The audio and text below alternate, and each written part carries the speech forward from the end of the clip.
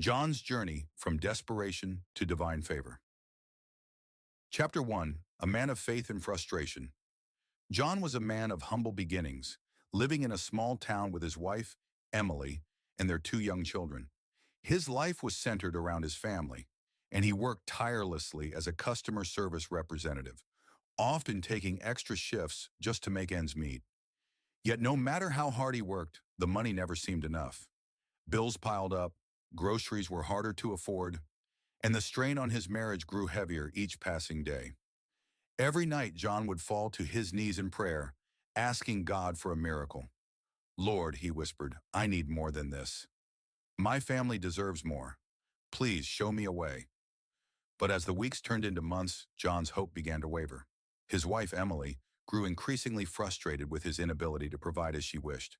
She loved him, but her patience was thinning. "John, when will things get better? How long are we going to struggle like this?" she would ask, her voice tinged with disappointment. John felt the weight of her words deeply, knowing that despite his best efforts, he was falling short. His heart ached, not just from the pressure of providing for his family, but from feeling like he was letting them down. Chapter 2. The struggles at work. At work, things weren't much better. While John prided himself on being diligent and efficient, his co-workers, Rob, David, and Sandy, were not so kind. Rob was an arrogant man, always looking for ways to belittle John. "You think you're better than us just because you get good reviews from customers, huh?" Rob would sneer, his eyes full of envy. David, though quieter, often joined in with Rob, making sarcastic comments that left John feeling alienated. Sandy, the only woman in their team, was no different. She would roll her eyes at John's every suggestion, making it clear she had no respect for his work ethic. Despite their animosity, John remained professional, doing his best to rise above their negativity. But it wasn't easy. Day after day, their jabs chipped away at his confidence, and he couldn't help but wonder why he was always the target. Why did they resent him for doing his job well? Was it jealousy, or were they simply bitter with their own lives? Either way, it added to his growing sense of inadequacy. One evening after another particularly hard day at work, John received an unexpected visit from a local prophet who often visited his church. The prophet looked John in the eye and said, "God has heard your prayers. A miracle is coming your way. Be patient and trust in his timing." John, though hopeful, couldn't help but doubt. How could a miracle possibly come his way when everything in his life seemed to be falling apart? Chapter 3. The Meeting with Zakai. A few weeks after the prophet's visit, John was doing his usual grocery run, picking up essentials for his family. While browsing the bread aisle, he noticed a man looking around, appearing confused. The man, dressed in a sharp suit, approached John and asked, "Excuse me, where did you find that bread? I've been looking everywhere, and I can't seem to find it." John, ever helpful, smiled and said, "It's just down this aisle. I'll show you."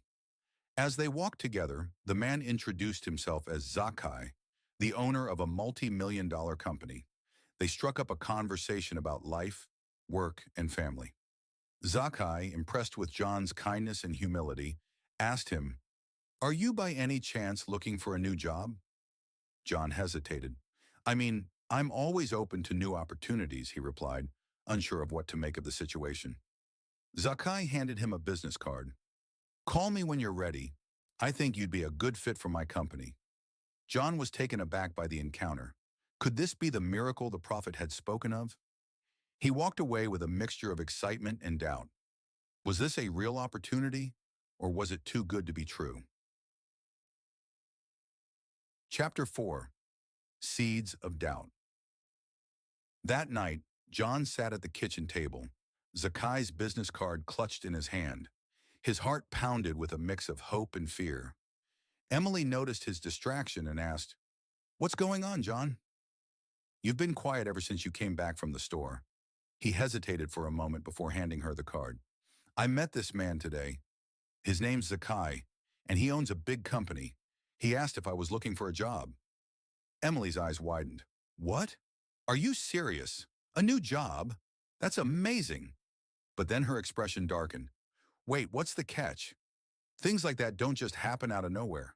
Are you sure this isn't some kind of scam? John sighed. He had been asking himself the same question. It all seemed too perfect, too easy. But there was something about Zakai, his confidence, his sincerity, that made John want to believe it was real. I don't know, Em, but what if it's the miracle we've been praying for? Emily shrugged, her skepticism evident. Maybe, but we've been through enough disappointments, John. I don't want to get our hopes up just to have them crushed again. Her words stung. John understood her doubts, but it felt like no matter what he did, it was never good enough. He had hoped this news would lift her spirits, but instead it deepened the divide between them. I'm going to call him tomorrow, John said quietly, determined to at least explore the opportunity. Emily gave a non-committal nod before retreating to their bedroom, leaving John alone with his thoughts once again. Chapter 5.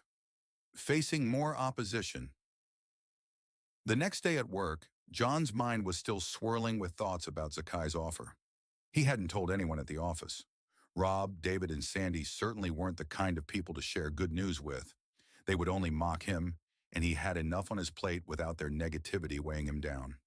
As John tried to focus on his tasks, Rob sidled up to him with his usual sneer.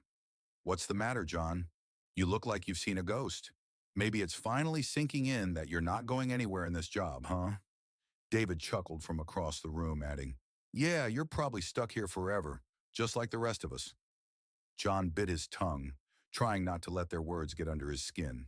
He had learned over time that reacting to their insults only made things worse. But today their words felt especially cruel, given the fragile hope he was clinging to. What if they were right? What if Zakai's offer was just a fantasy? What if he really was stuck in this dead-end job forever? Sandy, overhearing the conversation, chimed in. Oh, leave him alone, you two. He's probably just daydreaming about his big break, like everyone does around here. She rolled her eyes, her voice dripping with sarcasm. John wanted to respond, to defend himself, but he felt drained. Every day was a battle, at work, at home, even in his own heart. As much as he tried to stay strong, the weight of it all was becoming too much to bear. Chapter 6. Taking the Leap. That evening, after putting the kids to bed, John found himself staring at Zakai's business card again. His mind replayed their conversation in the grocery store, Zakai's confident tone, the ease with which they had connected. There was something genuine about the man, something that made John want to trust him. With a deep breath, John dialed the number on the card. After a few rings, Zakai answered, his voice as warm and friendly as John remembered. John, I'm glad you called, Zakai said. I've been thinking about you. Are you still interested in that opportunity we talked about? John felt a surge of nervous excitement. Yes, I am. I've been thinking about it too. Great, Zakai replied. How about you come by my office tomorrow? We can talk more about the position and see if it's a good fit for you. The next morning, John woke up early, feeling a mix of excitement and anxiety. Emily was still unsure about the whole situation, but she kissed him on the cheek as he left the house. I hope this is what we've been waiting for, she whispered.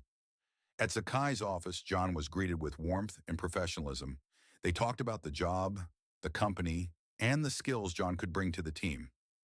By the end of the meeting, Zakai smiled and extended his hand. John, I'd like to offer you a position with us. 6 figures, full benefits, and the opportunity for growth. I think you'll do great here. John could hardly believe his ears. The words felt surreal. Thank you, he managed to say, shaking Zakai's hand, his heart racing. This was it, the miracle the prophet had spoken of. As John walked out of the office, a new sense of hope filled him. For the first time in a long time, he felt like his life was about to change for the better. Chapter 7. The Change Begins. When John returned home, he could hardly contain his excitement. He burst through the door and found Emily sitting in the living room. Emily, I got the job. 6 figures. Zakai offered me a 6-figure salary. Emily stared at him in disbelief. What? Are you serious? John nodded, his eyes bright with joy. Yes, it's real, Emily. This is the miracle we've been praying for." Tears welled up in Emily's eyes as she hugged him tightly. "I can't believe it. I'm so proud of you, John." For the first time in months, John felt like he could breathe. The weight of his financial burdens had been lifted, and he could finally provide for his family in the way he had always dreamed. Please remember to subscribe, like, and share this video to be continued. Turn in next Sunday to hear about John adjusting to his new role.